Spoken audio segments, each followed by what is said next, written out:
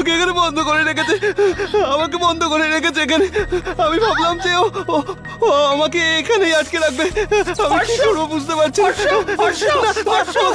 ছাড়ো আমাকে, ছাড়ো ছাড়ো বলছি, ছাড়ো আমাকে। আমার কথাটা তো শোনো। ভূত আছে এখানে।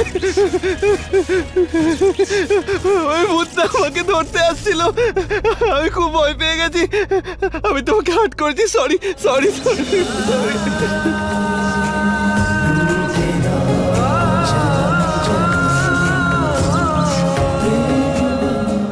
আমি এখানে থাকবো না, আমি থাকবো না এখানে, আমি থাকবো না।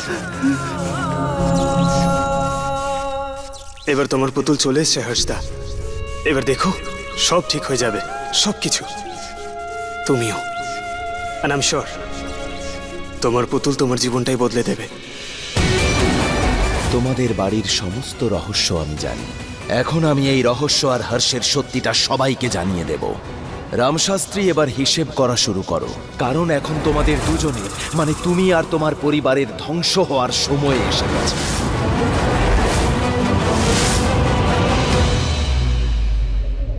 রাধা।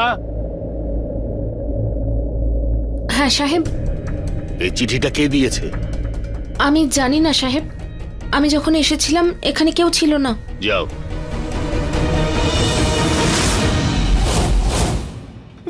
রাধা, জল নিয়ে এসো তো।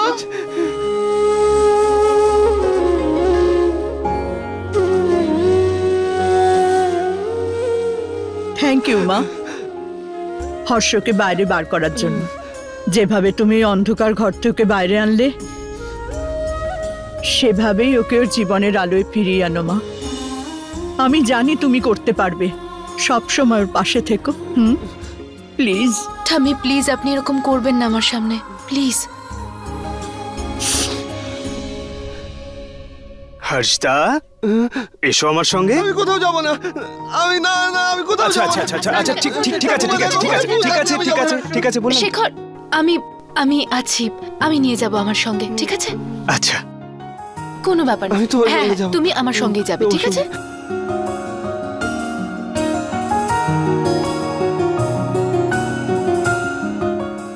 ও কোথাও যাবে না।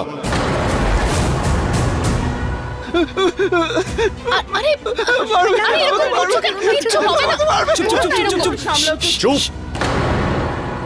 যেন কি ওর হাত ছেড়ে দাও। ওকে কি করে ঠিক করতে হয় সেটা আমি জানি। চল হর্ষ।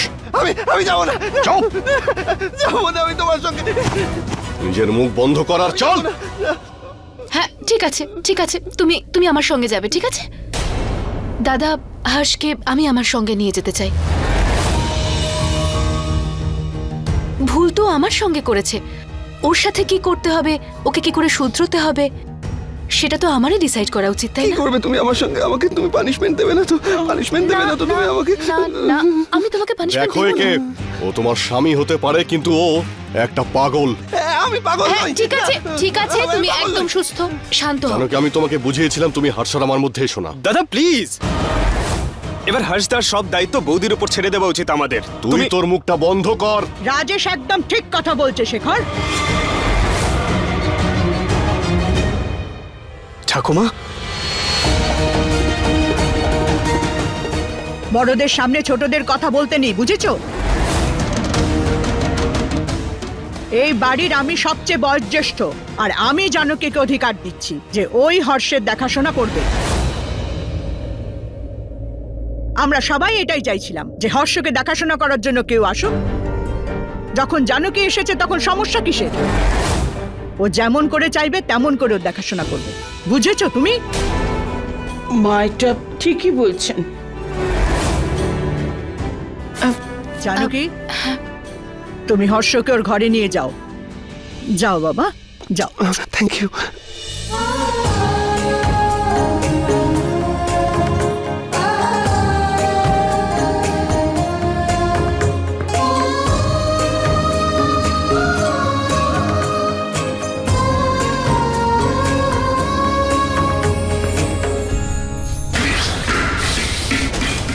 তোমাদের মাথা খারাপ হয়ে গেছে, আবেগের বশে তোমরা কিন্তু সবাই ভুল করছো। এরপর সবাই পস্তাবে, কিন্তু আমার কাছে একদম আসবে না, বুঝেছো?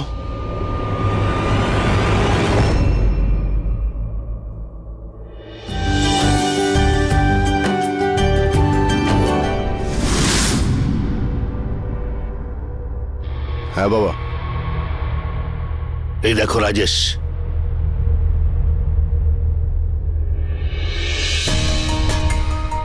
এখন এইসব দেখে কি করব বাবা?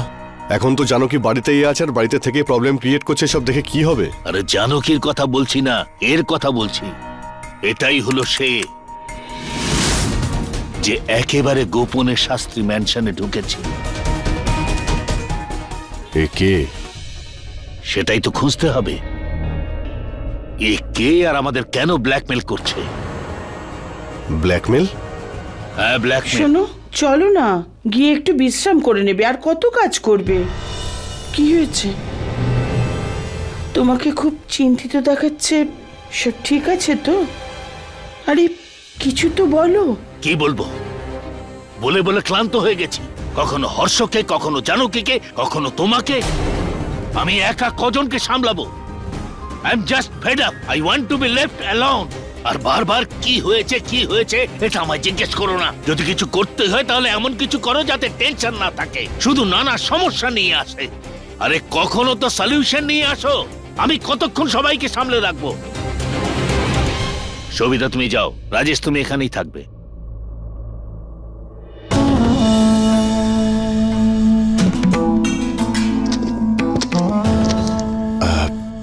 বাবা তুমি শান্ত হও, এসো বসো প্লিজ।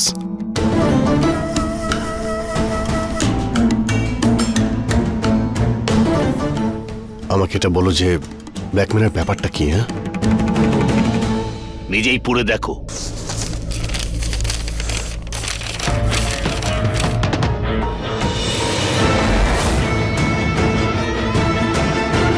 এটা কে হতে পারে যার এত বড় সাহস যে আমাদের ব্ল্যাকমেলের হুমকি দিচ্ছে? কে সেটা তো বলতে পারবো না, কিন্তু তাকে যে কোনো ভাবে হাজির করা চাই।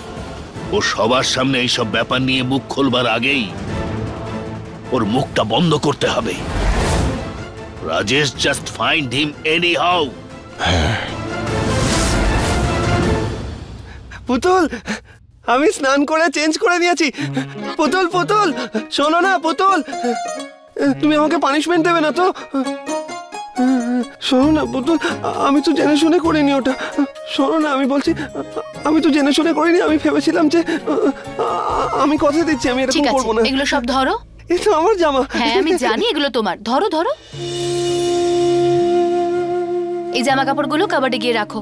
আর কাবাডে পুতুল রাখে না, জামা কাপড় রাখে। সরি।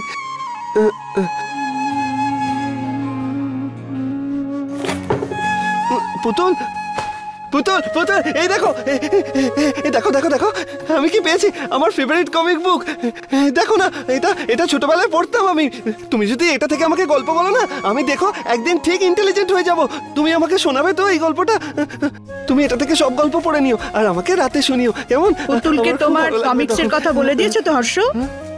এটা বলনি যে তুমি দুধ না খেলে আমি গল্প তোমাকে। এই আস্তে আস্তে, দুধ গরম আছে বাবা। আচ্ছা ওই পাইপটা কোথায়? পাইপটা বাবা পাইপ শেষ হয়ে গেছে। আমি আনিয়ে দেবো আবার। আচ্ছা আচ্ছা, কালকে এনে দেবো। বললাম না কালকে এনে দেবো। আমি দুধ খেতে পারবো না। না না না। হর্ষ আবার রেগে গেল। মা জানো কি, তুমি ওকে খাইয়ে দিও এটা। ঠাম্মি আপনি খাইয়ে দিন না প্লিজ।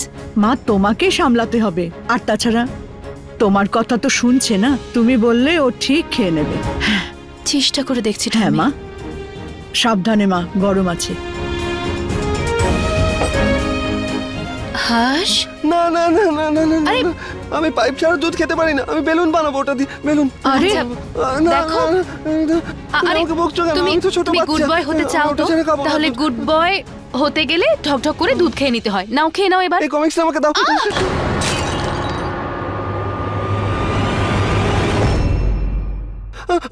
আমি জেনে শুনে করিনি। সরি সরি সরি পুতুল, সরি কি পুতুল, করলি তুই? আমি বুঝতে পারিনি পুতুল। হর্ষ বাবা এরকম করে না। আমার ভুল হয়ে গেছে। তুই এটা কি করলি বাবা? তুই এরকম করলে তো চলে যাবে আর তোর কাছে কখনোই আসবে না।